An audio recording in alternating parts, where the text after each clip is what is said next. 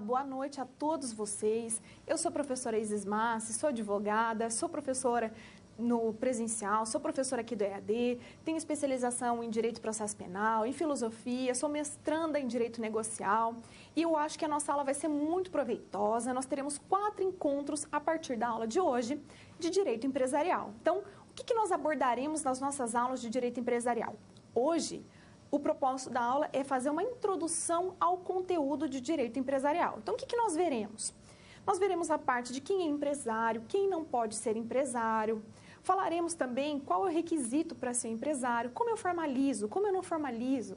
No nosso segundo encontro, as atividades, a aula vai ser proposta para outra finalidade. Então, na segunda tela a gente vai saber a diferença do que é uma empresa, do que é um estabelecimento, o que é o ponto comercial, ou se é o ponto empresarial, né, que a gente vai falar hoje do avanço das teorias. Falaremos também sobre nome empresarial, nome fantasia.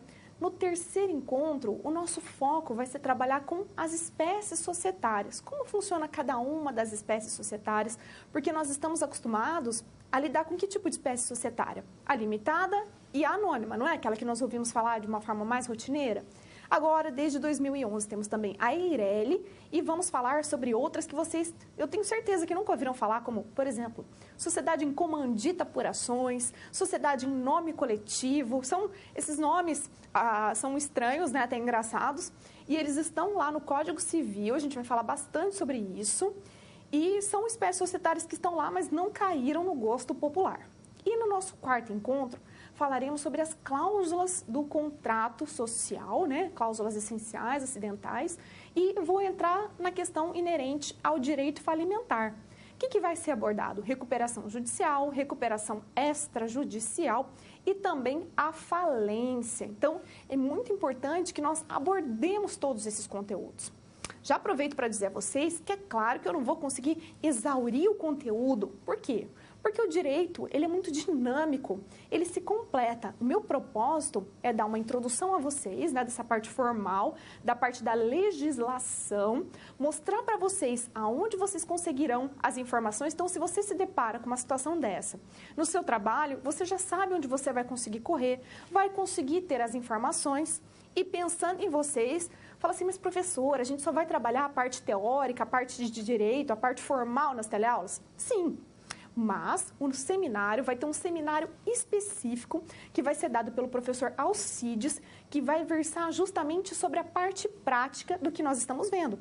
Como eu faço, né, na prática para abrir uma empresa. Então, isso vai ser legal. A gente vai ter a complementação da nossa disciplina com um seminário do professor Alcides, que vai falar sobre a parte prática. O nosso conteúdo é bem interessante, vai sair um pouco daquela parte de cálculos que vocês viram na primeira disciplina e que vocês acabaram de fazer uma prova, tanto é que nem participaram da minha atividade, né? Mas eu entendo, tudo bem. Mas é importante que nós façamos essa troca de informações. Eu gosto de bastante participação nas aulas, eu gosto dessa troca de informações. Por que é importante a troca de informações? Porque, às vezes, eu acabo me esquecendo de um detalhe e a contribuição de vocês é fundamental. Além da troca de experiências que nós conseguimos ter, né? Porque nós estamos aqui com polos do norte ao sul do Brasil. Pense, pessoal, no tanto de informações que nós temos, de troca de realidades. O que eu não gosto mesmo, pode perguntar várias coisas, trocar informações, participar das atividades, eu gosto muito disso. Eu só não gosto de falta de respeito, mas fora isso, vocês podem perguntar tudo que vocês quiserem, que eu vou me esforçar ao máximo para conseguir responder. Então, eu conto com a colaboração de todos vocês com relação às participações, com relação a vocês, tutores, que sem vocês a minha aula aqui seria inócua, né? Vocês têm participação fundamental nisso. Também gostaria que vocês participassem bastante do nosso chat atividade. Claro que hoje tivemos prova antes, né? Mas teremos outras oportunidades de vocês participarem comigo das aulas de atividade. E também eu gostaria muito de contar com a participação de vocês no fórum. Então, se puderem lá já acessar e participar do fórum, eu fico muito agradecida porque eu adoro quando vocês participam da minha aula. É muito mais proveitoso, certo? Então, agora eu convido vocês a me acompanharem até o quadro. Vamos lá, então, com um resumo da nossa aula de hoje. O que nós abordaremos na nossa aula de hoje? O direito empresarial evolui, assim como a sociedade, porque nós estamos em constante evolução, constante transformação, a globalização tem auxiliado muito nesse processo, né, de evolução. Focaremos também no seguinte aspecto: o artigo 966 do Código Civil, em seu caput. Então, vamos lá. O que é o Código Civil? O Código Civil, esse Código Civil que eu me refiro, é o Código Civil de 2002, que está em vigor desde 2002. E a parte que fala sobre direito empresarial é a partir do artigo 966, tá? Então, a gente não tem um código comercial hoje. Está lá a parte que fala sobre direito empresarial, está lá a partir do artigo 966. E quando eu falo caput, é só você ler o seguinte: aquela primeira redação que está escrita logo ao lado do número 966. Isso é o caput. E ele vai definir quem é o empresário. Ah, qualquer um pode ser empresário? Em tese, sim, mas hoje nós veremos quem pode efetivamente e quem não pode. Já o parágrafo 1º, então eu tenho o caput, né, que é aquela redação que vem junto com o artigo, e o parágrafo 1º que está escrito, parágrafo 1º. Do mesmo artigo, ou seja, do 966, dispõe sobre as atividades de natureza civil. Então, a gente, no mesmo artigo, eu tenho a primeira parte, que é o caput, falando quem é empresário, e a segunda parte falando qual é a atividade de natureza civil. Para que o empresário goze, então, para que ele tenha algumas prerrogativas especiais, é preciso que ele se formalize. O que é formalizar, gente? É não trabalhar, é preciso se registrar na junta, né? Precisa acatar todos os procedimentos legais. Quais são as palavras-chave que nós abordaremos na nossa aula de hoje, então? Quem é empresário, atividade civil, natureza intelectual e registro, certo? Então, vamos dar sequência aqui, vamos falar um pouco mais sobre a introdução dessa nossa aula. Então, qual que é o propósito? Se nós pegarmos a Constituição Federal de 88, o que é a Constituição Federal? A Constituição Federal é a lei maior de um Estado. No caso do Brasil, a nossa Constituição de 88 ela é chamada de Constituição Cidadã, porque depois de um longo período ditatorial, ela veio como primeira Constituição democrática, respeitando todos os direitos individuais e coletivos. E se você quiser anotar aí para você ler depois, o artigo 170 da Constituição Federal, ele fala que é assegurado o direito à livre iniciativa. A livre iniciativa, sim, porque ele quer prospectar, criar empresas, só que daí ele coloca algumas ressalvas. Então, é livre iniciativa. Mas a iniciativa é tão livre a ponto de o Estado não intervir? Não, o Estado vai intervir. Como o Estado intervém? Como agente normativo e regulador. E aí fala que a livre iniciativa também deverá obedecer princípios como o meio ambiente, não é? Além do meio ambiente, fala também em proteção ao consumidor. Também é preciso que haja proteção ao meio ambiente, consumidor, à soberania do Estado, a que as atividades elas sejam destinadas à diminuição de desigualdades regionais, desigualdades sociais. Então, a preservação da livre concorrência. Então, eu tenho vários incisos que compõem o artigo 70, que seria muito interessante que vocês lessem, para verificar o quê? O Brasil, ele sabe que precisa da colaboração dos empresários, por isso ele preza pela livre iniciativa, com algumas restrições, algumas balizas legais, para que o empresário também não se exacerbe, não ultrapasse o seu limite, pense só nele e passe por cima de toda a sociedade, ok? Então, voltemos ao quadro, vamos lá. O direito evoluiu, direito empresarial, então, ele evolui, a gente sempre tem uma evolução. Nós estamos em constante transformação. Passando, então, do que nós chamamos de teoria dos atos de comércio, não sei se vocês se lembram, mas eu vou falar. Até pouco tempo atrás, a gente falava assim, o que você faz? Eu sou comerciário. Não era empresário, era comerciário. Qual era a sua atividade? Eu sou comerciante. Só que hoje a gente tem uma figura mais ampla, que é a teoria da empresa. Hoje, o comerciário, ele passou a ser um empresário. A teoria da empresa, então, ela é muito mais ampla do que a teoria dos atos de comércio, porque ela precisa dar conta dessa nova sociedade que chegou, dessa sociedade mais complexa, com outras atividades, de forma que os usos e costumes, né, de práticas mercantis tiveram início lá na Idade Média, Então, a prática mercantil começou lá na Idade Média. Como que funcionava? Naquela época, cada um produzia, né, para a sua própria subsistência. Então, para o que ele iria usar? Só que sempre tinham os excedentes. Então, aquela família que fabricava utensílios, fabricava para seu uso próprio e sobrava. Só que, ao mesmo tempo, ela precisava de agasalho. Outros tinham agasalho, mas não tinham utensílios. E começou essa parte que nós chamamos de escambo, essa troca dos excedentes, que posteriormente, né, adveio a questão da criação de moeda para poder aprimorar as práticas comerciais.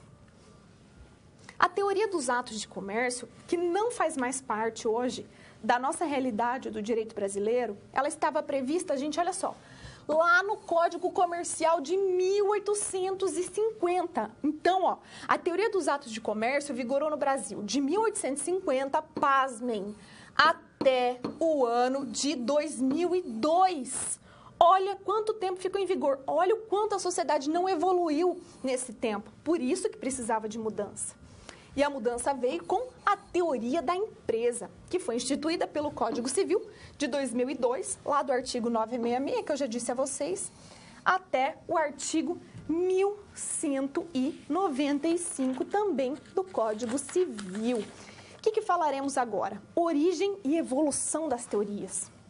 Então, foquem, pessoal, origem e evolução das teorias.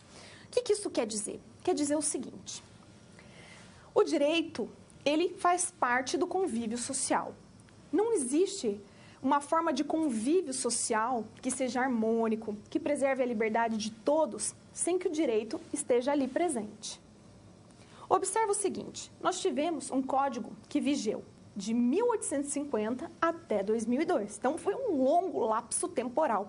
Muita coisa aconteceu nesse tempo, muita coisa mesmo. A gente teve a parte da industrialização do Brasil, tivemos uma série de situações que marcaram esse período. Portanto, pense só, qual era a realidade comercial aqui do Brasil lá em 1850?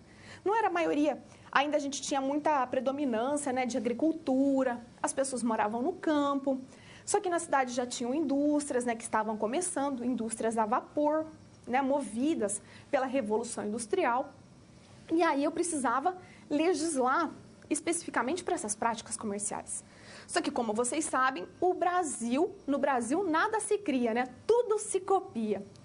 E o Código o Código Comercial Brasileiro de 1850, ele foi espelhado, na verdade ele foi copiado do Código Civil, do Código Comercial. Eu estou com o civil porque o Brasil também copiou o Código Civil de Napoleão, né? Então, do Código Comercial de Napoleão, lá de 1808. E aí o que acontece é o seguinte, o Brasil já copiou uma ideia de Napoleão, lá da França, trouxe para cá realidades diferentes. E por que copiou essa ideia de Napoleão? Porque Napoleão, além de um grande estrategista de guerra, ele era um ótimo visionário. E o que ele pensou é o seguinte, eu preciso desbravar o território francês, vou dominar outras terras, vou expandir, vou crescer. Só que, por outro lado, se eu deixar a França para trás, o que corre o risco? Dela se tornar vulnerável e outra pessoa ir lá tomar a França e eu ficar sem nada. O que ele fez? Edificou leis fortes, o Código Civil, regulando todos os direitos dos indivíduos, né, civis, e o Código Comercial. Para quê? Para tornar aquelas operações comerciais protegidas pelo direito, de forma que as pessoas ficariam seguras para as suas transações comerciais. E se algo desse errado, porque o direito ele serve para quê? Para quando tudo dá certo? Não. Para quando algo dá errado. Então, se algo desse errado, um não ia lá tentar matar o outro, pegar o patrimônio do outro. Não, eles iam resolver de uma forma jurídica, de uma forma protegida pelo direito. Eles teriam uma proteção do Estado. Então, ficaria muito mais seguro. Para poder ilustrar tudo o que eu estou falando agora, lá dos primórdios, dos inventores do comércio, eu convido vocês a assistirem comigo um vídeo que vai ter início agora. Então, depois do vídeo, eu retorno para que possamos dar sequência à nossa aula.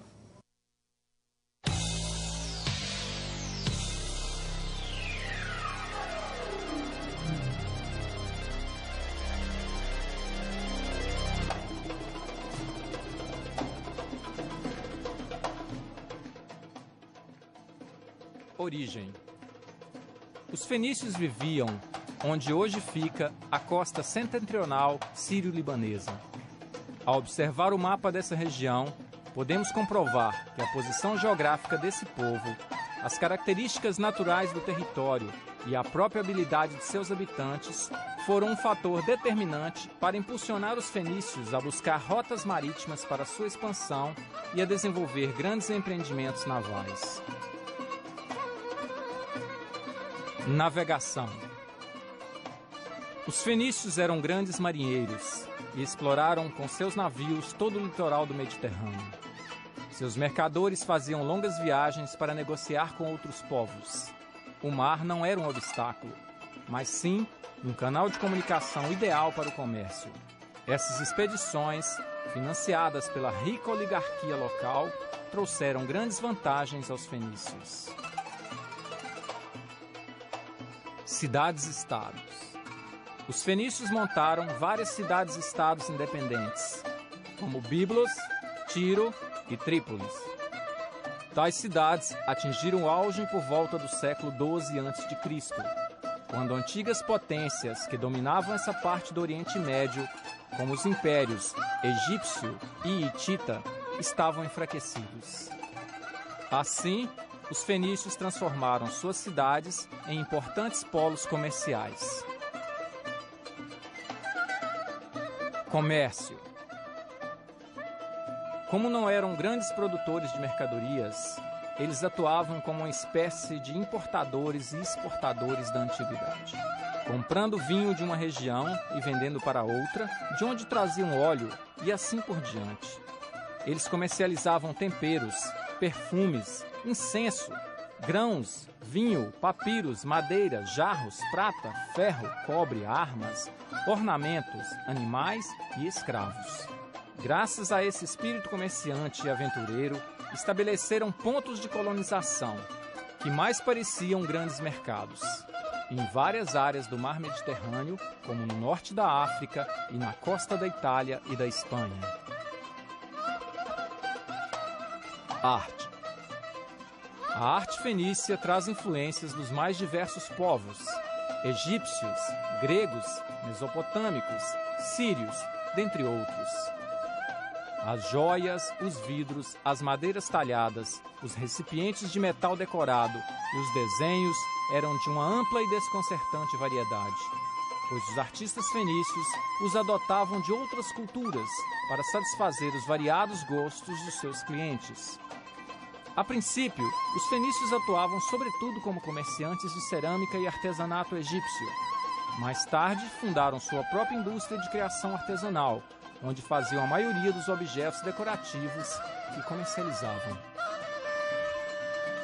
Alfabeto. Pela necessidade de um sistema simples de escrita para manter os inventários, contabilidade, taxações de venda e outras atividades comerciais, os fenícios desenvolveram um alfabeto que inovava em relação a outros sistemas de escrita da antiguidade, por se basear em sinais representando sons, retirando os pictogramas e os ideogramas. Os alfabetos grego, latino, árabe e hebraico tiveram origem no alfabeto fenício. Guerras. A partir do século IX a.C., o poderio comercial dos fenícios foi se esfacelando diante da expansão de outras civilizações do Oriente Médio, como os assírios, no atual Iraque, e os persas, no Irã. No século IV a.C., as cidades fenícias perderam de vez sua importância comercial, após serem invadidas pelo Império de Alexandre.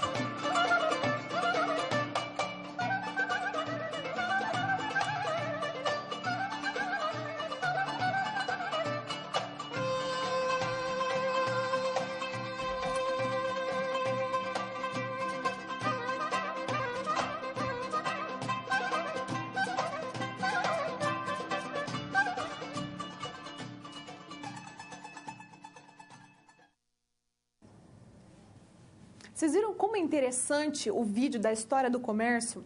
Porque nós conseguimos entender, hoje a gente fala assim, o turco, o brimo, tem tradição comercial. E olha desde quando ele tem tradição comercial. Nós precisamos levar em consideração o quê? Que o comércio, ele fez com que a nossa sociedade evoluísse. O alfabeto, a questão inerente, por exemplo, que a gente não precisa fazer esse link, O que aconteceu quando Pedro Álvares Cabral descobriu o Brasil? Ele não estava a caminho das Índias com o fim de buscar especiarias? Olha, realizando uma prática comercial. E aí, chegou até o Brasil. De forma que a gente tem que pensar o seguinte, o comércio, ele também auxiliou na questão do aperfeiçoamento da tecnologia. Pensa só, para sair lá de Portugal e até as Índias, eu tinha que ter tecnologia marítima para suportar os ventos, para suportar a pressão do mar. Então, eu consegui evoluir tecnologicamente. Então, o comércio ele é essencial para que nós possamos chegar aonde nós estamos hoje. Por isso que o capitalismo ele é essencial também para o desenvolvimento. A única coisa que a gente precisa pensar é o seguinte, antes eu tinha o propósito único, exclusivo do quê? De lucro, lucro, lucro, lucro, lucro. Hoje eu abandonei o lucro? Não. Mas hoje eu não abandonei o lucro, mas eu tenho outras políticas que eu tenho que levar em consideração. Como, por exemplo, está lá no artigo 170, que eu já falei para vocês, que é a questão do desenvolvimento sustentável. A empresa ela tem que explorar a sua atividade, sim, mas ela tem que olhar para a sociedade com outros olhos e não somente com aquele olhar de exploração, não é? Então, vamos ao quadro, analisar um pouco mais sobre essa evolução histórica. Vamos lá. Teoria dos atos de comércio. Então, como eu já disse lá atrás, e vocês vão grifar aqui, a origem do comércio, dessa teoria dos atos de comércio, que ficou em vigor no Brasil de 1850 até o ano de 2002, teve origem na França de Napoleão Bonaparte. Vocês não vão esquecer isso, eu tenho certeza. No Brasil, essa teoria ela foi instituída pelo chamado Código Comercial de 1850. Esse Código Comercial de 1850, ele era dividido em 2 livros, tá? O primeiro deles falava sobre as partes comerciais como um todo. E o segundo livro, ele versa sobre direito marítimo. Ou seja, melhor dizendo, né? Comércio marítimo. Comércio marítimo. E anote aí, pessoal, que essa segunda parte do Código Comercial de 1850, que versa sobre comércio marítimo, ainda está em vigor, ainda é utilizado. Sim, mas voltemos então à primeira parte da teoria dos atos de comércio. Quando eu falo em teoria dos atos de comércio, eu tenho que ter em mente que só tinha uma atividade que pertencia a essa classe. E essa atividade que pertencia a essa classe da teoria dos atos de comércio, claro que era só a classe de comerciantes, que praticavam aquelas atividades chamadas de mercancia. Para eu caracterizar, né, os comerciantes que exerciam práticas de mercancia, eu tinha o quê? Eu precisava ter habitualidade. Então, não basta assim, estava passando por dificuldade financeira, vou fazer bolo para vender, vou começar a comprar roupa, vender roupa. Isso não é habitualidade, tá? Depois a gente vai detalhar o que é a habitualidade. Então, a habitualidade do exercício da atividade comercial, de mercancia naquela época. Portanto, observa aqui, ó, só era comerciante para fins legais. O que eram os fins legais? Para a teoria dos atos de comércio, aqueles que estivessem matriculados, olha só, já precisavam estar regularizados para serem comerciantes. E era na junta comercial? Não, era no chamado Tribunal de Comércio, certo? Então, vamos tomando nota de tudo isso. Passemos agora para a parte da transição das teorias. Então, já vimos o seguinte, a sociedade evoluiu. Se a sociedade evoluiu, o que eu tenho que considerar que evoluiu também? Também evolui as práticas comerciais. Evolui as práticas comerciais? Claro, olha só. Até pouco tempo atrás, eu tinha somente estabelecimentos comerciais físicos. Hoje, eu já tenho online. Até pouco tempo atrás, eu pagava tudo em dinheiro ou no cheque, tinha nota provisória, até caderneta valia. Hoje, eu tenho cartão de crédito, eu tenho PayPal, eu tenho várias formas de pagamento. Então, para acompanhar essa evolução, o direito também precisa evoluir. Então, temos o quê? Uma evolução da sociedade que repercute nas práticas e que vai precisar repercutir no direito. Por isso, observe comigo. A teoria dos atos de comércio, ela começou a mostrar-se insuficiente. Por quê? Porque essa teoria era o quê? Pautada no direito. O direito, ele é criado e ele fica inerte. Então, tudo que está escrito hoje, ele vai permanecer no tempo. Mas, se essa sociedade evolui, se essas práticas comerciais evoluem, o direito consegue dar conta de atender? Ah, não consegue, professora. Óbvio. E daí, o que acontece? As atividades se aprimoram, o direito não dá conta, preciso rever, preciso mudar, preciso alterar. Então, por que aqui começou a se mostrar insuficiente? Por não abranger atividades que hoje a gente tem, atividades industriais, fabrico de peças automotivas, montadoras de automóveis e também atividades como prestação de serviço. Dá um exemplo, professora, de prestação de serviço simples, um que a gente encontra todo dia. Por exemplo, uma lavanderia ou uma agência de turismo. Houve, então, uma evolução das atividades chamadas de complexas. Por quê? Porque eu saí daquele círculo restrito de atividades comerciais de compra e venda de mercadorias. E, portanto, como a gente já está fazendo esse link aqui embaixo, né? O que eu precisava, então?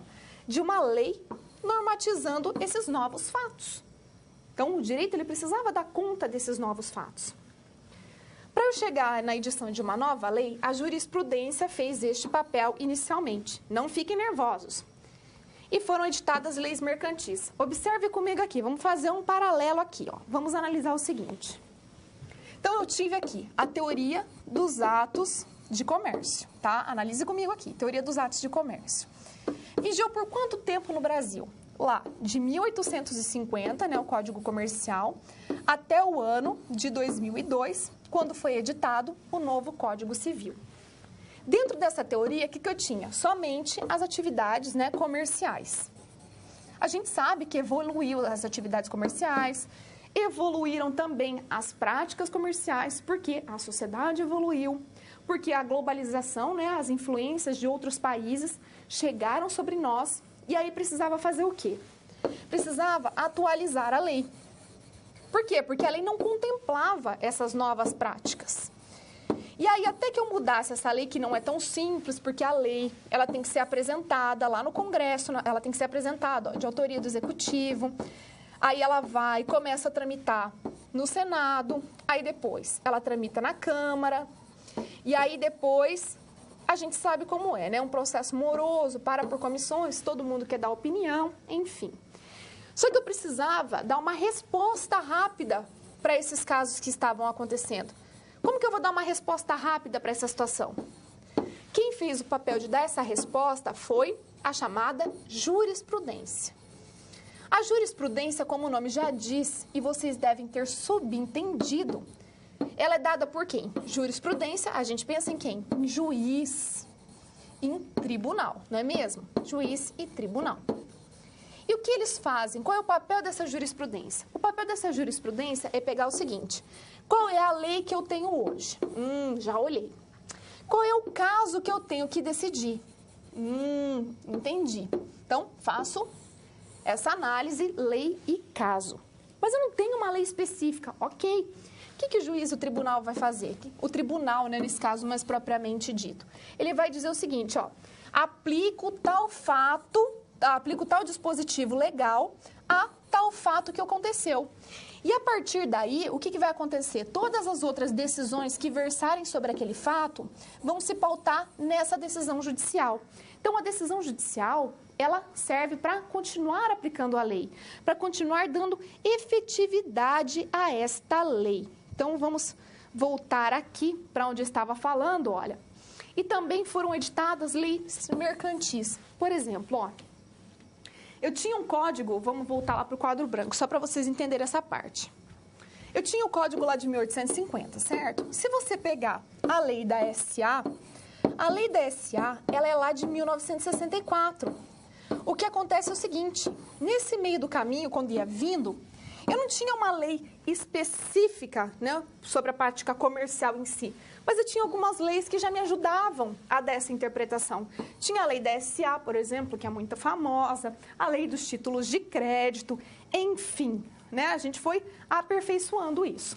Agora vamos falar da evolução. Então, volta aqui comigo. Passamos, então, da teoria dos atos de comércio, que era só atividade comercial, como a sociedade evoluiu, as práticas comerciais evoluíram, o direito ficou lá paradinho. Quem entrou em cena? Quem entrou em cena foi os tribunais, por meio da jurisprudência. Então, pegava aquele fato, aquela lei, que só servia para os comerciantes e começou a estender a sua aplicação para quem? Para os industriários, para os prestadores de serviço, certo? E aí, a gente conseguiu contemplar esses fatos que estavam desassistidos pela lei.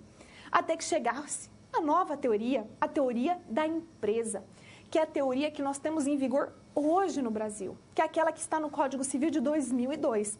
Vamos ao quadro falar um pouco mais sobre ela? Vamos lá, então. A teoria da empresa, no Brasil, nada se cria, tudo se copia. Teve origem na Itália dessa vez. Então, enquanto a teoria dos atos de comércio foi pega a laço lá no Código Comercial de Napoleão, a teoria da empresa foi originária da Itália, e lá no ano de 1942. Professora, a Itália evoluiu na nossa frente? Não, a gente pode dizer que naquela época a globalização não estava tão incidente, mas a Itália já era um pouco mais evoluída. Essa teoria da empresa só foi implantada no Brasil através do Código Civil de 2002, e lá no artigo 966 desse Código Civil. Observa aqui que isso aqui é muito importante e eu já abordei com vocês ainda há pouco. Houve revogação. O que é revogação? Não era nem mais conveniente e nem oportuno manter uma legislação tão inadequada, por isso o Código Civil entrou em cena. Mas só da primeira parte do Código de 1850. Então, a segunda parte, anote aí, que eu já pedi para anotar quem não anotou, a segunda parte, que fala sobre comércio marítimo, ainda está vigente, certo? Essa teoria da empresa, como o nome já diz, empresa, ela vai além do comércio. Se vai além do comércio, significa que ela é mais ampla, maior, abrange uma série de outras atividades. Então, ela vai além do comércio. E também se aplica aos prestadores de serviço. Então, vamos lá de novo elencar uma lista de prestadores de serviços. Já falei, agência de turismo, vamos lá. Lavanderia, que são as mais corriqueiras, certo? O que mais que a gente consegue colocar aqui? Por exemplo, agência de turismo, lavanderia e todas as atividades a elas análogas. E também as atividades industriais. Por exemplo, fabrico de peças, não é? Enfim. E observa o seguinte, vou até aqui grifar, ó, as atividades de natureza intelectual não são empresárias. Então, coloca aqui, atividade intelectual é exceção, portanto, ela não é empresária. Anote aí que ela não é empresária, hein? Vamos observar aqui, então, ó, esse aqui é o caput. Lembra do caput que eu falei para vocês, ó? Caput, que eu falei que a redação está bem próxima ao número, certo? Então, leia comigo aqui, ó. O conceito de empresário, então, quem é empresário, vai estar no caput do artigo 966. E o que ele me diz? Considera-se empresário quem exerce profissionalmente atividade econômica organizada para produção ou circulação de bens ou serviços. Então, qual foi a inovação daqui que eu tenho para a teoria da empresa? Então, observa o seguinte. Na teoria da empresa, o que eu não tinha? Eu não tinha a produção, porque a produção não é atividade comercial. A circulação estava lá. Então, vou escrever aqui, ó, atos de comércio já previa a circulação de bens, mas não previa a circulação de serviços, que é o caso lá da lavanderia, da agência de turismo, ok? Então, agora a gente vai continuar evoluindo aqui o nosso conhecimento, a nossa aprendizagem. Então, observa aqui comigo. O que a gente tem que ter em mente? Veio agora a teoria da empresa e ela ampliou a teoria dos atos de comércio. Antes, eu só tinha atividade do quê? De mercancia, compra e venda de mercadorias. As atividades industriais não estavam lá inseridas, nem os prestadores de serviço. Ótimo. eu já sei que na teoria da empresa, além das atividades comerciais, as atividades industriais e também a prestação de serviços estão presentes. O que não está presente? Atividade intelectual. Ponto. Mas fique tranquilo que logo daqui a pouquinho a gente vai trabalhar um pouco mais sobre essa questão de não ser empresário.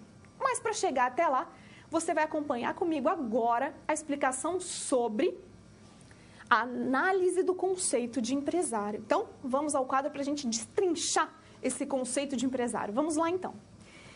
Observe comigo aqui, ó. Análise do conceito de empresário.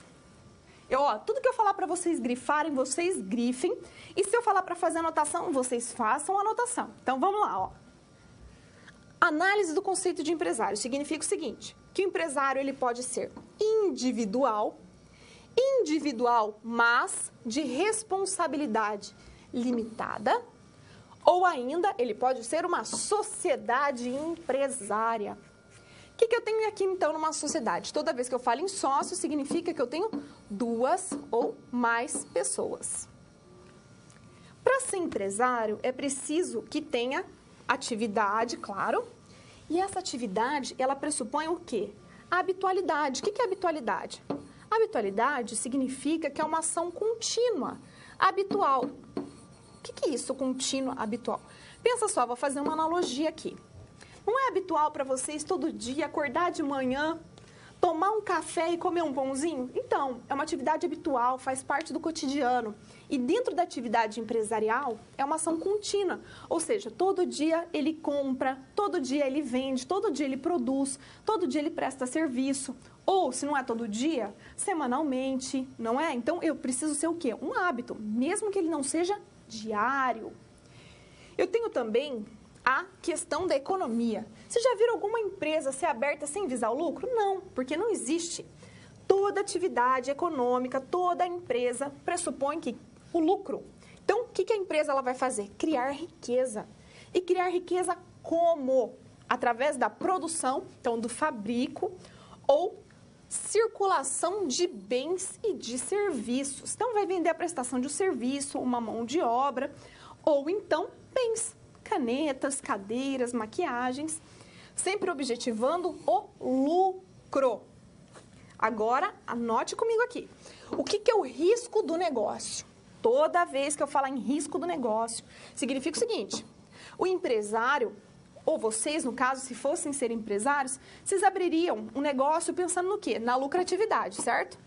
Mas a gente já sabe que pode ser que o negócio dê certo ou errado. Então, o risco do negócio significa que essa empresa ela pode dar certo ou ela pode dar errado. Então, ela pode ser lucrativa ou ela pode quebrar. Tenho também que levar em consideração que é preciso, para ser empresário, que haja a organização. E essa organização é o quê? O empresário, não é?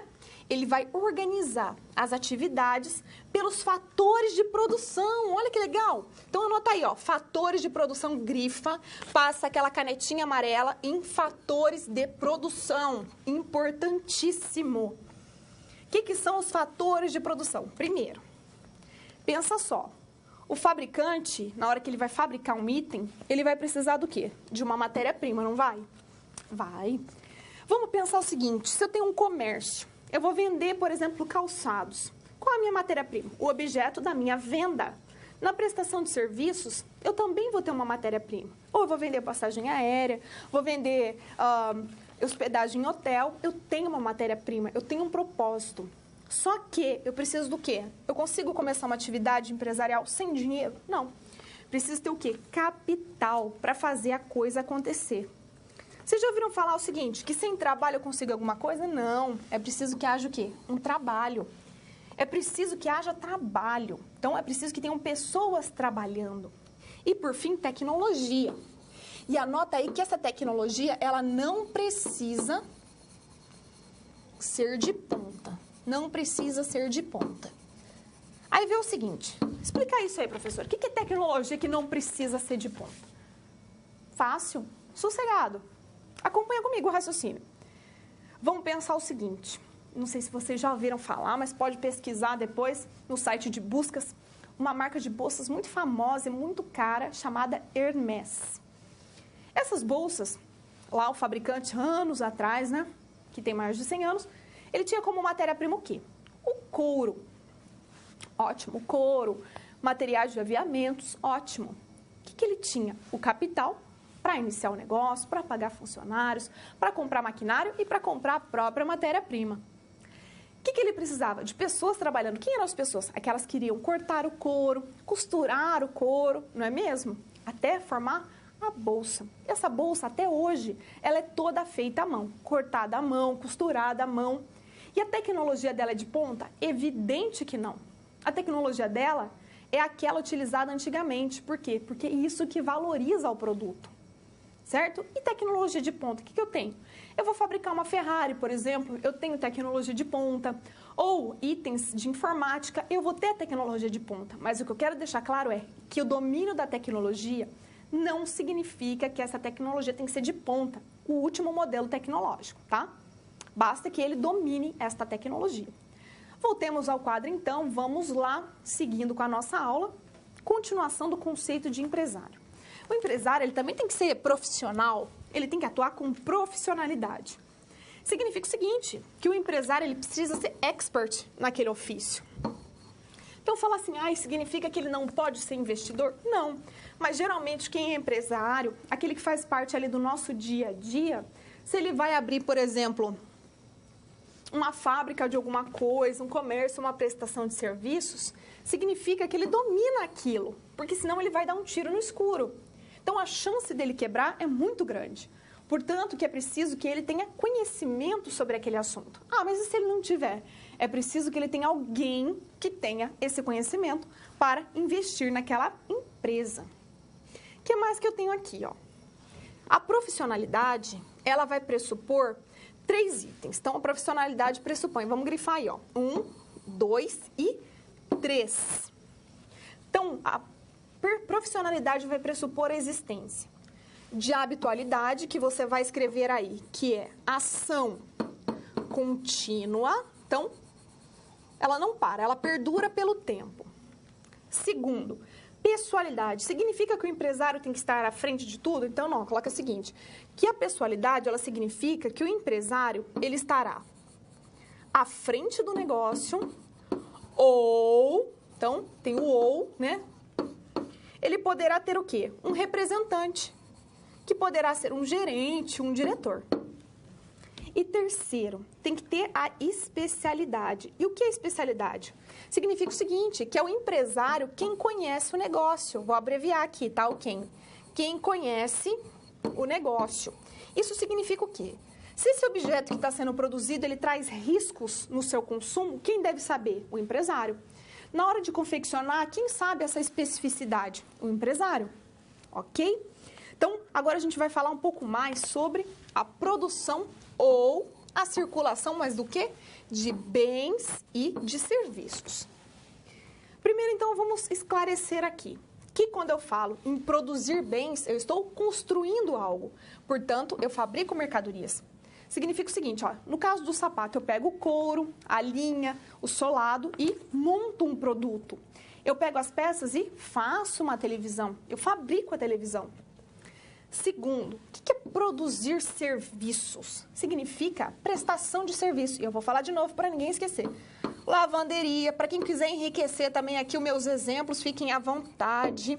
Lavanderia, agência de turismo e grifa de novo aqui, exceto atividade intelectual. Mas você deve estar pensando, mas o que é essa tal de atividade intelectual? Calma, segura aí que logo a gente chega lá. Terceiro, é preciso na profissionalidade que faça circular os bens. O que é circular bens? Comércio. Eu vendo o sapato pronto, eu vendo a televisão pronta, ok?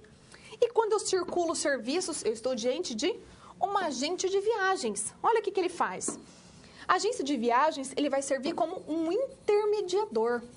Intermediador é. O que ele vai fazer? Ele vai vender, por exemplo, passagem. Mas quem vai vender o serviço? Quem vai prestar o serviço é a companhia de aviação. A agência de viagem, de turismo, ela vai vender o quê? A hospedagem. Mas quem vai prestar a hospedagem propriamente dita é quem? O hotel. Tá ficando claro para vocês? É bem tranquilo esse conteúdo, é só a gente começar a trazer ele para a nossa realidade, fica bem mais tranquilo. Aí, o que eu quero colocar com vocês agora, da sequência da nossa atividade, para dar uma relaxada? Sociedade evoluindo, práticas comerciais evoluindo, esse conceito de bem e de serviço se confundindo, como que é? Confundindo mesmo. Conceito de bem, que até pouco tempo atrás era muito claro para nós, não era? O que é um bem? O bem é uma coisa palpável, que eu pego nele. E o que é um serviço? O serviço é, por exemplo, uma hospedagem, você pega na hospedagem? Não, mas ela é prestada? É. Trouxe um exemplo para vocês que é uma charada aqui para ver se vocês resolvem. É um problema aqui que a gente vai resolver em conjunto. Quero ver como que vocês vão se sair dessa. Vamos ao quadro, então. Qual é a minha proposta aqui da charada? Hoje é muito comum, né, a assinatura de jornal virtual com o mesmo conteúdo do jornal de papel.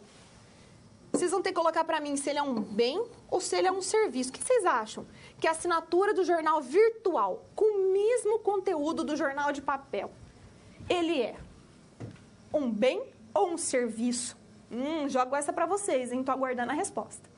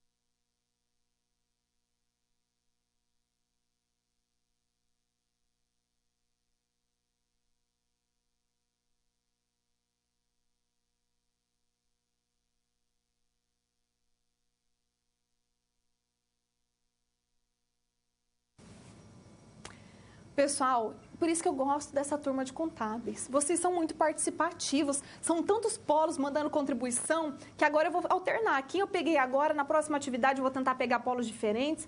Para quê? Para que a gente possa mencionar e mandar abraço para todo mundo, né? Não é legal mandar abraço para todo mundo também? Claro que é. Então, olha só. Essa pergunta realmente levanta questionamentos. É um serviço ou um bem? Posso colocar para vocês o seguinte? Antes da resposta, eu vou ler as participações. Então, vamos lá. A aluna Gisele, um abraço Gisele, lá de Esplanada, na Bahia, diz que trata-se de um bem. Então, será que a Gisele tem razão? Em contrapartida, os polos de Taiobeiras, em Minas Gerais, de Luiz Eduardo Magalhães, na Bahia, de Barreiras, também na Bahia, Serrinha, lá na Bahia, pessoal da Bahia tá de parabéns, hein? Quixeramobim, no Ceará, Breves, no Pará, Feira de Santana, na Bahia, de novo a Bahia tá com tudo hoje. Participaram, disseram que trata-se de um serviço. Um abraço a vocês, obrigada pela participação. Será que é um bem ou um serviço? Posso colocar para vocês o seguinte, a jurisprudência, né? Que como eu não tenho lei que fala se é bem ou serviço, a jurisprudência está entrando lá. O juiz está metendo o bedelho já. O que ele está entendendo? No caso, quando que isso entra em cena? Quando vai se discutir questões inerentes à proteção do consumidor, tá? Que chega lá nos PROCONs, ações voltadas ao consumidor. Não é pacífico. Que significa que ele pode ser tratado como bem ou serviço. Quem acertou? Todos vocês. Tanto aqueles que colocaram que trata-se de um bem ou de um serviço. Olha que interessante. Era justamente essa pegadinha aí para ninguém estar errado. Todo mundo estaria certo hoje. Parabéns a todos. Vamos fazer uma pausa na aula. Aquela pausa rapidinha. Para quê? Para você mandar a sua pergunta. Para eu saber se você está entendendo tudo. E aí, se tiver alguma coisa que não está bem esclarecida, já respondo agora, para a gente dar sequência à nossa aula, né? Sem dúvidas, tranquilamente, entendendo tudo daqui para frente. Então, paradinha rápida de 2 minutos.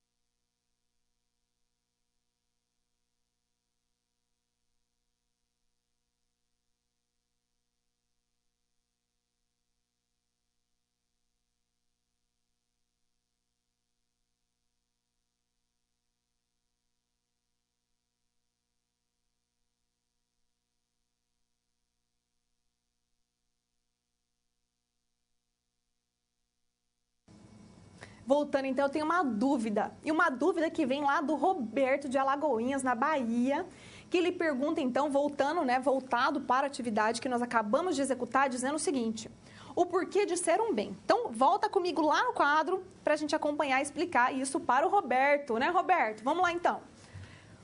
Por que? A pergunta era: um jornal virtual com o mesmo conteúdo do de papel. Quando eu falo para vocês que a questão materializada, palpável, é um bem, vocês não têm dúvida, não é mesmo?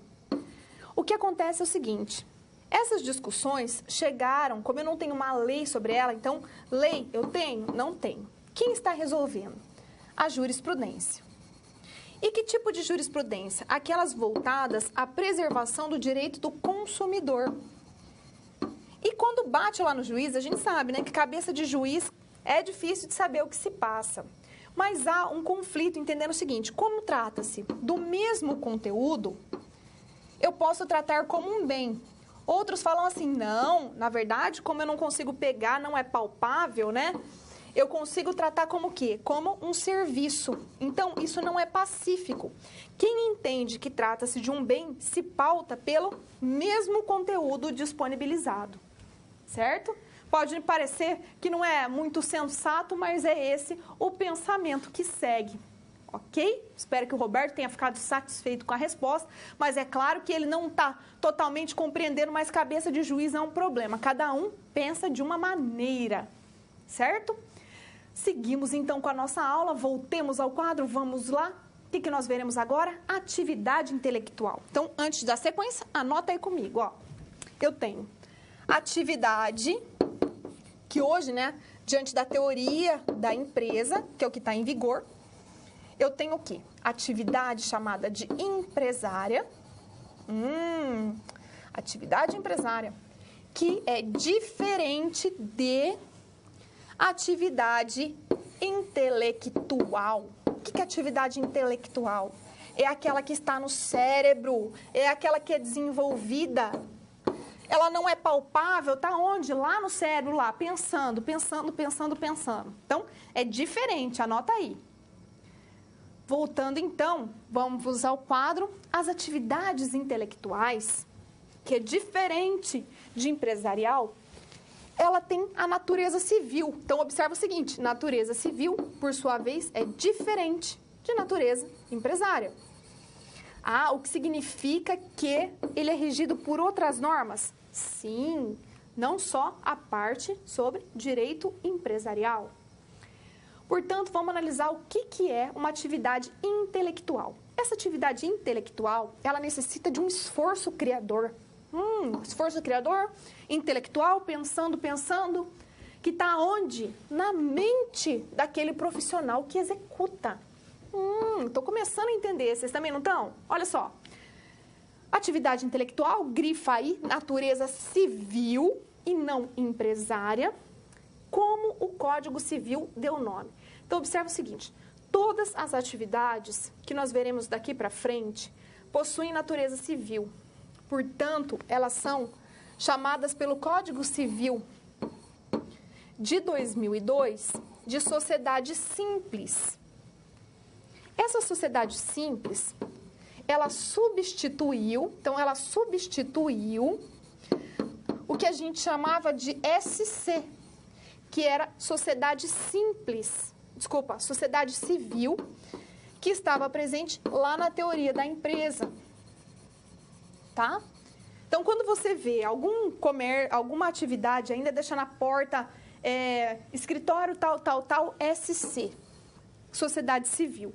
Hoje, de acordo com a nossa legislação em vigor, essa denominação não existe mais. Agora é sociedade simples, que a sigla é SS. Como a gente tem que pensar o seguinte, uma atividade intelectual, ela não está na mente do profissional? Alguém pode pensar por você? Não. Alguém pode pensar por mim? Não.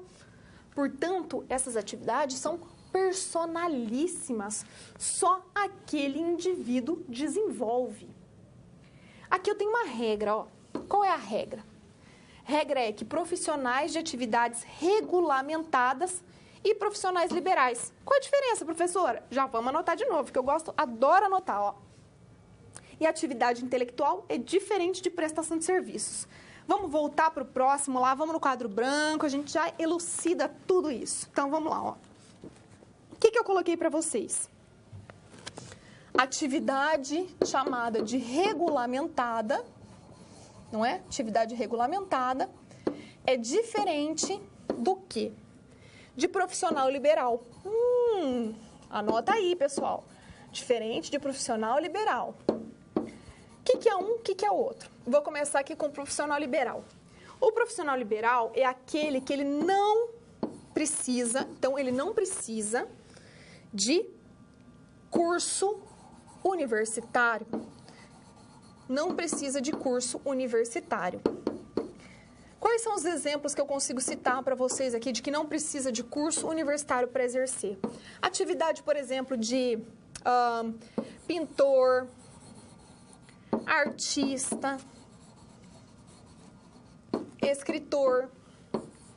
Nenhum deles precisa de uma habilitação específica, né, que é fornecida por curso superior.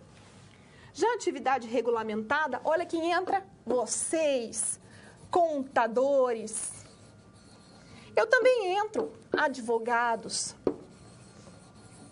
Quem mais que tem atividade regulamentada? Médicos, engenheiros.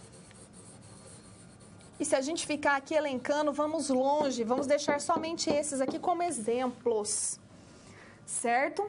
Então, agora, o que a gente vai trabalhar, então? Depois vocês voltem e anotem essa parte aqui. Vou voltar lá, o que tinha agora? Atividade intelectual é diferente de prestação de serviços. Então, o que agora a gente faz o paralelo? A gente faz o seguinte, ó. Atividade intelectual, que é aquela que está na mente do sujeito que desenvolve, é diferente de prestação de serviços. Vamos clarear isso para vocês, diferente de prestação de serviços. De novo, prestação de serviços, me contribua, gente. Estou esperando aqui mais exemplos. Ó, quem eu tenho? Eu tenho a lavanderia, Claro, a lavanderia sempre aqui presente. E tenho também, quem mais? Agências de turismo, que eu adoro esses exemplos. O que eles fazem? Eles fazem o quê? Circular serviços. E atividade intelectual? Atividade intelectual é aquela prestada por engenheiro, prestada por contador, por advogado, prestada por artista, prestada também por quem mais? Escritor, prestada por pintor. E que, por sua vez, esse aqui sempre vai ter atividade intelectual, sempre tem natureza civil, enquanto a prestação de serviços tem natureza empresarial. Empresarial. Anotado? Podemos seguir em frente? Podemos, não podemos? Então, anotaram? Para quem não anotou, depois terá a oportunidade de anotar. Voltamos então, vamos lá. O que é importante a gente saber? Que empresário é uma coisa, atividade de natureza civil é outra. Toda vez que eu tiver uma natureza civil, eu vou ter uma sociedade simples e não uma sociedade empresária. Tranquilo? Então, agora vamos ao quadro para a gente verificar quem desenvolve atividade de natureza intelectual, que, portanto, será tida como uma sociedade chamada de simples, que é aquela que tem natureza civil. Eu já coloquei aqui até algumas figurinhas para vocês verem, né? O pintor, aqui o escritor, eu tenho o cantor, tenho o médico, vários exemplos para que vocês associem. E aonde está previsto isso lá no Código Civil? Está lá no parágrafo único do artigo 966. Então, primeiro ele coloca quem é empresário e depois quem não é empresário. Aquele que só vai poder desenvolver atividade de natureza civil. Tranquilo? Então, parágrafo único diz assim: não se considera empresário quem exerce profissão de natureza intelectual, de natureza científica, literária ou artística, ainda com o concurso de auxiliares ou de colaboradores, salvo, então, para toda regra eu tenho uma exceção, se o exercício da profissão constituir elemento de empresa. Grife isso aí, ó. Vamos pensar o seguinte. Vamos pegar aqui a profissão de natureza intelectual. Quem que a gente vai pegar? Claro que vamos pegar um contador. Esse contador, ele pode trabalhar na ajuda com o auxílio, né, de outros profissionais. Então, ele pode ter funcionários? Pode. Mas esse contador, ele vai exercer atividade de contador? Vai. O que ele vai ter, então? Ele vai ter uma sociedade simples. Por quê? Porque não pode ser empresária. Agora, no próximo slide, a gente vai ver o que é o tal do elemento da empresa. Vamos lá, então, ó. Caracterização do elemento de empresa. Porque eu já vi que eu posso ter uma atividade que, inicialmente, ela é de natureza civil, mas se eu constituir elemento de empresa, ela se desvirtua. Ela deixa de ser civil e passa a ser empresária. Então, é isso que está dizendo aqui. Acompanha comigo na primeira setinha. É possível que uma atividade intelectual torne-se empresária se ela vier a constituir elemento de empresa. Ah, professora, está chovendo no molhado, não entendi. Calma lá. A natureza empresarial da atividade, então, a natureza dessa atividade empresarial, ela precisa se sobrepor à intelectual. Então, o que isso significa? O seguinte, ó, que aqui eu tenho atividade intelectual, tá? E essa atividade empresarial, ela vai se sobrepor, ou seja, ela vai cair por cima daquela intelectual. Exemplo, então, um médico que abre um hospital e passa a ser o seu administrador. Olha só, como médico, ele exercia atividade intelectual, certo? Ele poderia ser caracterizado como empresário? Não. Mas a partir do momento que ele passa a ser dono e administrador do hospital, ele caracteriza elementos de empresa. Por quê? porque ele deixa de exercer aquela atividade intelectual. Ou seja, a condição dele de administrador passa por cima, então passa por cima do médico. Tá ficando claro para vocês? Tranquilo, não tá? E aí o que ele passa a fazer? Ele passa a medicar, ele passa a clinicar? Não! A partir daí o que ele faz?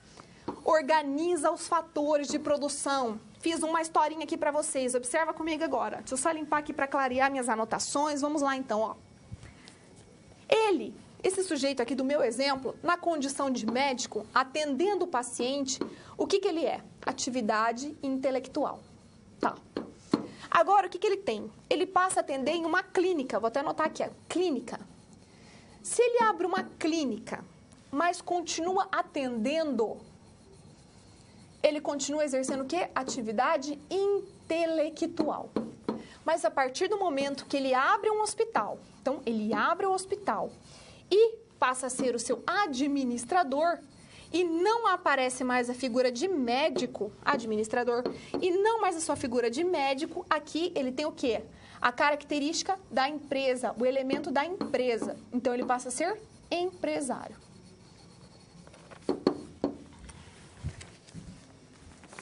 Passemos, então, vamos lá, dando sequência. Voltemos aqui, então. Nítido para vocês? Tranquilo? Deu para compreender? Ótimo, então. Seguindo, então, o que foi o elemento de empresa para o nosso próximo slide, que a gente vai falar da empresa rural. O que é empresa rural? A empresa rural, eu preciso pensar o seguinte: no Brasil, que tipo de exploração da terra que eu tenho? É muito comum no Brasil que nós tenhamos o pequeno empresário, o pequeno agricultor, o pequeno proprietário rural, que é aquele que mora num pequeno lote, numa chácara, num sítio pequeno, não é? Que ele tem um lote, que ele vai lá, planta a sua verdura, o seu legume, o seu milho, mas em pequena proporção. Tenho também aquela agricultura familiar, que é onde a família trabalha, se une, né, no plantio, na colheita, para fazer o seu sustento. É dele que eu estou falando? Não é dele que eu estou falando. Aqui, eu vou ter como objeto quem? O agronegócio. Quem que é o agronegócio? É aquele grande proprietário rural, aquele que planta milhares de alqueires de cana, de soja, de milho, aquele que tem pastagem de gado a perder com os olhos. É dele que eu vou falar. Então, vamos ao quadro, vamos lá. A empresa rural é chamada de agronegócio. Um nome bem sugestivo, não acham? A empresa rural, em primeiro momento, ela não é empresária. Observa o seguinte: em primeiro momento, ele não é empresário. Ele é o quê? Ele é equiparado. Então, ó, o agronegócio, ele não é empresário, ele é o quê? Equiparado. O que significa equiparado? Significa que é como se fosse. Sabe aquele negócio que parece que é, mas não é? O que significa equiparado? Como se fosse. O que significa o seguinte: tudo o que se aplica ao empresário se aplica ao agronegócio. Certo? Isso é equiparado. Tudo que se aplica para ele, aplica para o outro. Então, tudo que se aplica para o empresário, aplica-se ao agronegócio. Mas ele só é equiparado, como se fosse. O empresário, ele deve registrar-se aonde? Na junta comercial. E deve optar por um tipo societário. Gozam dos benefícios e atribuições das empresas. Para quem não ficou claro, vamos lá então, que eu entendo como que... Então, aqui vai servir para a gente só quem estiver explorando o chamado agronegócio. A princípio, só o agronegócio pode fazer parte disso, ó. Então, o agronegócio, no máximo, ele vai ser o quê? Equiparado a empresário. Mas é todo o agronegócio que vai ser equiparado? Não, ó. Só os registrados na junta comercial, ou seja, só aqueles que quiserem, só aqueles registrados na junta é que vão ser equiparados. E para isso, o que ele vai ter que ter? Escolher um tipo societário. Quando eu falo em tipo societário, ele tem que escolher o seguinte: se ele vai ser uma SA, uma sociedade anônima, se ele vai ser uma sociedade limitada, o que ele vai ser? Qual o tipo societário que ele vai adotar?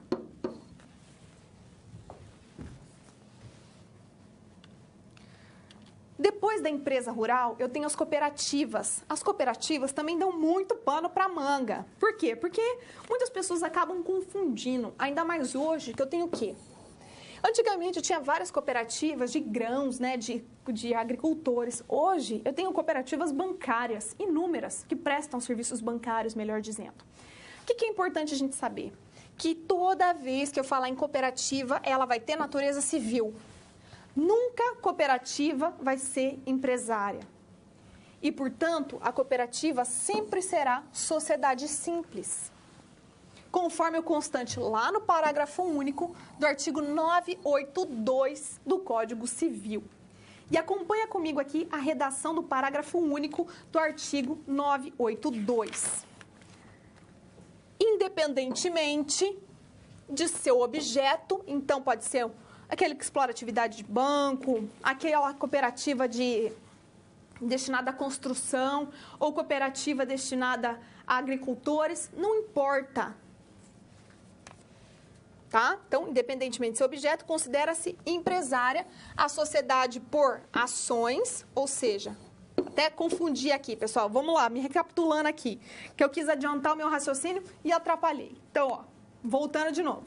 Independentemente de seu objeto, considera-se sociedade por ações sempre empresária. Então, significa o seguinte, de acordo com a redação, a SA sempre será empresária. E a SA pode ser do quê? Calma lá. A SA pode ser uma sociedade anônima de empresa de telefonia, uma sociedade anônima que presta serviço de energia elétrica ou uma fábrica de refrigerantes, qualquer coisa. E agora chegou no meu exemplo, né? Que eu antecipei. E simples a cooperativa. Quando ela fala simples a cooperativa, significa natureza civil. E essa cooperativa pode ser do quê? Pode ser de agricultores, pode ser voltada à construção, pode ser aquela que presta serviços bancários, não importa a finalidade, ela sempre vai ser civil. E outra coisa que vocês têm que reforçar, a lei de cooperativas, que é uma lei que só fala sobre cooperativas, que é lá de 1971, que é a lei 5764, lá no artigo 4º ela fala assim, ó, a cooperativa sempre terá natureza comum e nunca natureza empresarial. Tranquilo? Fechamos essa parte, então. Quem é a sociedade civil? Que eu vou chamar de sociedade simples para a teoria da empresa, certo? Aí a gente vai considerar o seguinte, mas qual é a diferença de ter natureza civil e de ter e ser uma empresária? Qual é a diferença disso? Qual é a proposta legal disso aí? Então, o que eu preciso considerar com vocês? Ó, mesmo que você tenha, que você seja um contador, que tenha seu escritório, que você exerça essa atividade com habitualidade, com funcionários, visando lucro, o Código Civil disse assim, mesmo assim você não é empresário. Só que quando você vai se formalizar, você pode optar que a sua sociedade de contadores, ela tenha responsabilidade limitada. Você pode fazer isso. Você pode limitar, que eu vou explicar mais para frente, o que é isso, mas você vai ser o quê? Uma sociedade simples, mas com limitação de capital. Você não vai ser empresário. Por quê? Porque o Código Civil quis assim. Não tem muito o que falar, o Código Civil assim quis. Mas quais são as vantagens de eu ser empresário?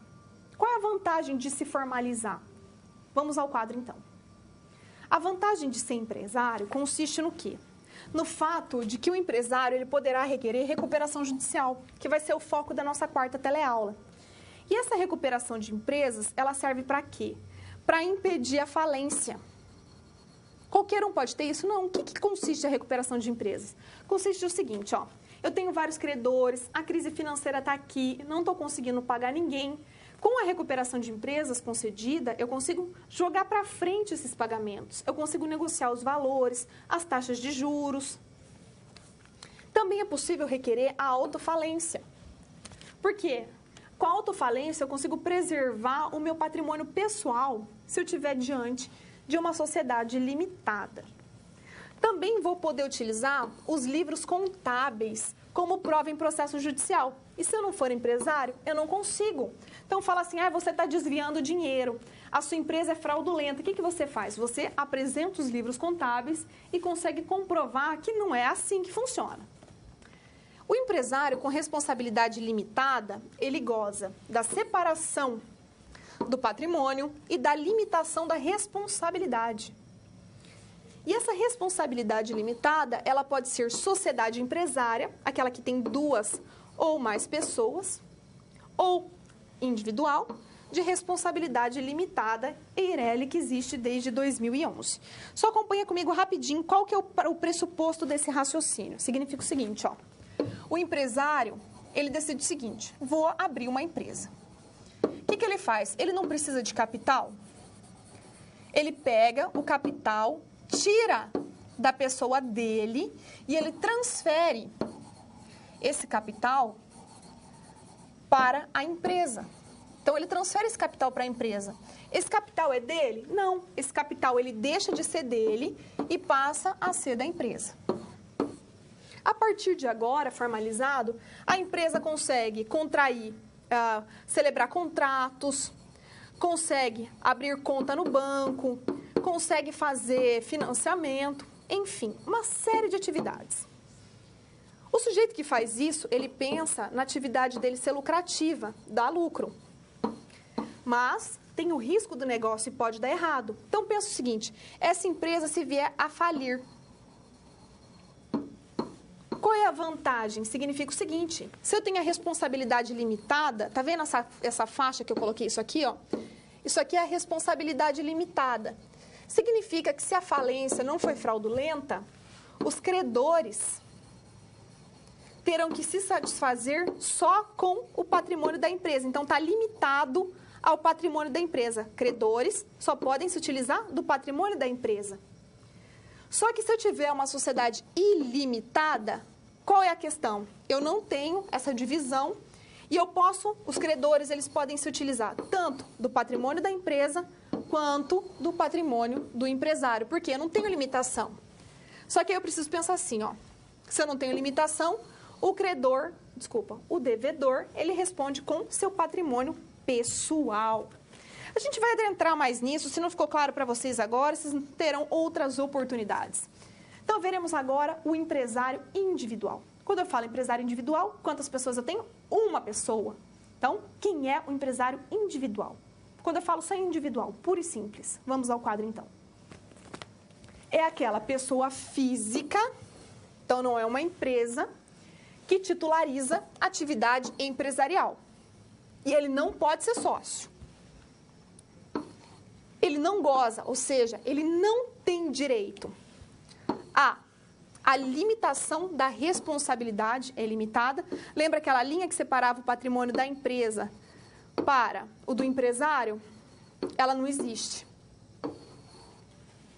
Então, patrimônio pessoal e da empresa se confundem.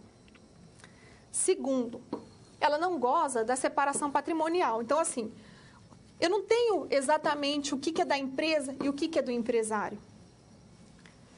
É possível que aceite sócios e torne-se uma limitada. Então, assim, a responsabilidade limitada dá muita insegurança para o empresário. O que ele faz, então? O individual, ele resolve fazer o quê? Optar com outra pessoa. Então, ele se junta com outra pessoa e ele pode formar, então, igual a uma sociedade empresária. Com responsabilidade limitada, ele pode. Ou então, ele pode se formalizar e tornar-se uma EIRELI. O que é EIRELI? Vamos ao próximo, que vocês já descobrirão. Vou primeiro na EIRELI, acompanha comigo, estou pulando um slide e vou voltar no anterior. A EIRELI, então, é uma empresa individual de responsabilidade limitada. Isso significa EIRELI, EIRELI é empresa individual de responsabilidade limitada. Quando ele entrou no nosso ordenamento jurídico? Só lá pela Lei 12.441 de 2011. E ela deu origem ao artigo 980-A do Código Civil. Até então era assim, pessoal, se você quisesse explorar atividade empresária sozinho, ia sempre ter responsabilidade ilimitada. Mas se você quisesse ter responsabilidade limitada, o problema é seu. Se vira e arruma um sócio. Portanto, a Eireli é similar a uma sociedade limitada, mas com um sócio só. Por quê? Ela é individual. Qual é o foco? Acabar com a sociedade de fachada. O que era a sociedade de fachada? Aquela que o sócio, como para ter responsabilidade limitada, precisava ser em ao menos 2. Então, um era o único que tinha dinheiro. Então, ele entrava com 99% do capital. E o outro, para formar 2, tinha 1%. Ele participava? Participava. Mas com 1%, para quê? Só para limitar esse capital. Por isso que era a sociedade de fachada. No caso da Eireli, se eu tiver uma pessoa física sócia da Eireli, ela só pode ser dona de uma Eireli. Se ela tiver 2, não pode mais ser Eireli. O capital social da Eireli não pode ser inferior a 100 vezes o maior salário mínimo vigente no país. Então, tem que pegar lá. Qual é o maior salário mínimo vigente no país e multiplicar por 100. E aí eu tenho esse valor que tem que estar lá na integralização do capital social. O capital, então, deve ser totalmente integralizado. Já explico isso assim que a gente passar pela sociedade empresária, que é aquela que pode ser composta por pessoas físicas ou jurídicas. Pelo menos tem que ter 2 sócios. Eu tenho separação do patrimônio e limitação da responsabilidade. E essa limitação da responsabilidade, como eu tenho 2 sócios ou mais, ela limita-se ao percentual de cotas em regra. Então, ó, em regra, significa que eu posso ter exceções, o que significa o seguinte: se ambos os sócios têm 50% em regra, respondem cada um pela metade. E quanto à integralização? Vou só explicar para vocês aqui, mesmo não sendo objeto da nossa aula. Eu tenho o quê? Eu tenho o capital social subscrito, que é aquele que só vai estar escrito lá no contrato social, e o integralizado. O que é o integralizado? Foi aquele que eu efetivamente quitei. No caso da Eireli, então, eu tenho que quitar tudo na ocasião do contrato social. Então, eu tenho que quitar os 100% lá na ocasião do contrato social.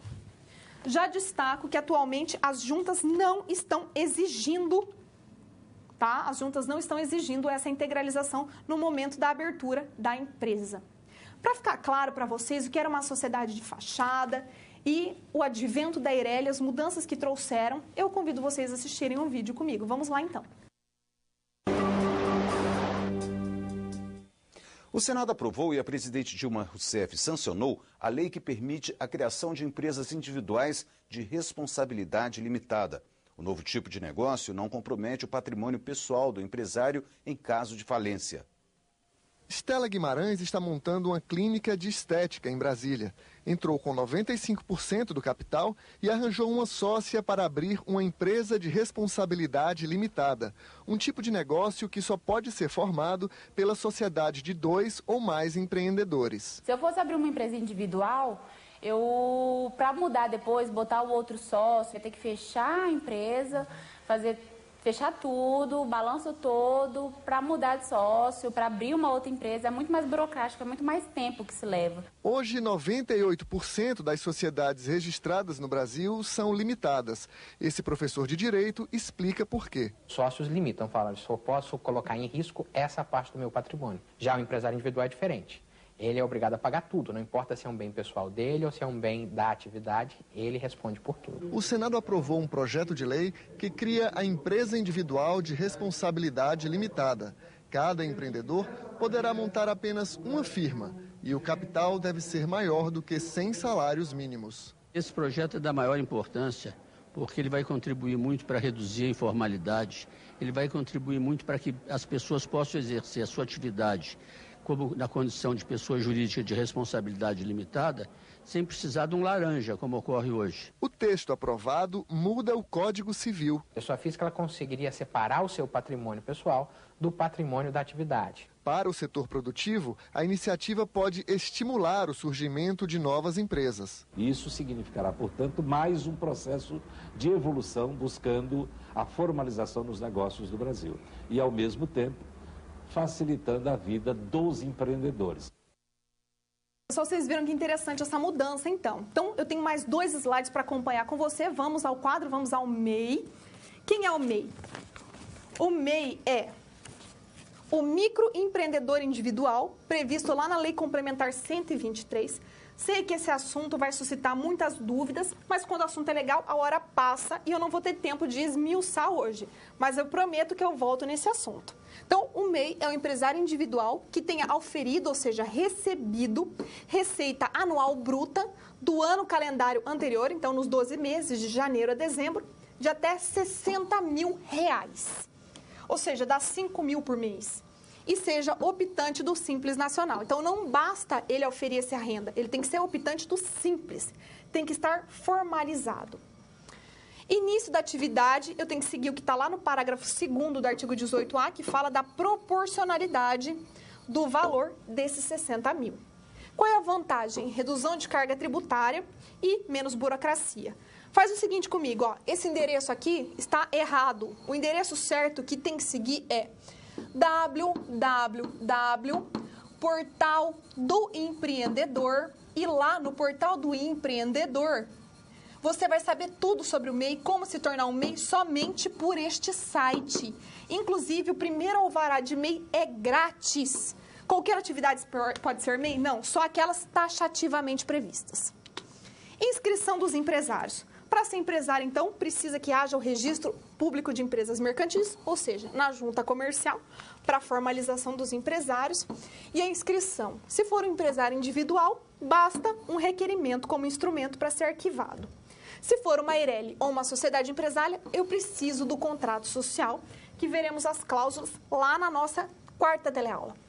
Observar o artigo 968, caput, incisos 1 a 4, e a Lei Complementar 147 de 2014, que também fala do Simples, fala assim, que no caso da firma, da assinatura, ela poderá ser substituída por assinatura autenticada com certificação digital, para poder fazer as transações online. Vamos lá então, ó. Eu tenho uma atividade que estava no cronograma, mas eu não vou ter tempo, vou dar preferência para as perguntas, que se puder já vir nas perguntas, eu já consigo responder. A resposta certa da atividade, para quem vai fazer, já vou antecipar, é a letra D de dado, ok? É ela que está correta. Então, vamos às perguntas que vai dar tempo. A primeira vem lá de Tailândia, no Pará. Um abraço para vocês de Tailândia. Professora aluna Marília quer saber se o jornalista pode ser considerado profissional liberal, uma vez que agora não é mais exigido o curso superior. Ele pode ser enquadrado como um ou como outro, mas o predomínio dele é de atividade intelectual. Tranquilo? Passamos à próxima pergunta, que vem lá de Ji-Paraná, em Rondônia. Um abraço para vocês de Ji-Paraná, em especial para o aluno Alex, que pergunta: juiz legislando não fere a democracia? Haja vista que isso cabe ao legislativo? Não, não fere a democracia. Porque se você pegar lá que fala na Constituição Federal, no artigo 3º, que os poderes são independentes e harmônicos entre si, significa que os 3 poderes, executivo, legislativo e judiciário, eles têm funções típicas e atípicas. Exemplo, o legislador, ele pode fazer leis e ele vai administrar, ele vai executar, vai contratar pessoal, vai fazer licitação e também vai julgar em processo disciplinar. Com o judiciário, a mesmíssima coisa. Então, não há qualquer interferência, porque a Constituição diz: os poderes serão independentes e harmônicos entre si, portanto, vão poder exercer funções típicas e atípicas, que só para título de conhecimento caracteriza os chamados sistemas de freios e contrapesos para equilibrar as nossas instituições, porque uma deve complementar a outra. A terceira pergunta vem lá de Pirapora, em Minas Gerais. Professora, a EIRELI pode ser sócia de outra sociedade empresária limitada? Não, não pode. Para eu ter uma EIRELI, eu tenho que ter uma única pessoa física sócia. Se essa pessoa física for abrir outra EIRELI, não pode. Uma vai ter que ser limitada. Portanto, pessoal, agora vamos lá para a conclusão da nossa aula rapidamente. A transição da teoria dos atos de comércio para a teoria da empresa inseriram novas atividades, como produção e circulação de serviços. As atividades de natureza civil devem ser observadas com cautela, já que possuem regras específicas. O registro traz uma série de prerrogativas aos empresários que é a proteção, a questão da falência, a utilização de livros empresariais. E só para lembrar que qualquer um pode ser empresário, tirando a natureza civil, eu peço para que vocês peguem a web aula e olhem a questão da capacidade civil, que eu não vou ter tempo de falar nas teleaulas, e complementa o nosso conteúdo. Que a atribuição de vocês também é ler o nosso livro didático, a web aula, e, é claro, assistir às nossas teleaulas. Vou ficando por aqui. Um abraço a todos vocês, espero que tenha sido muito proveitoso e até na semana que vem.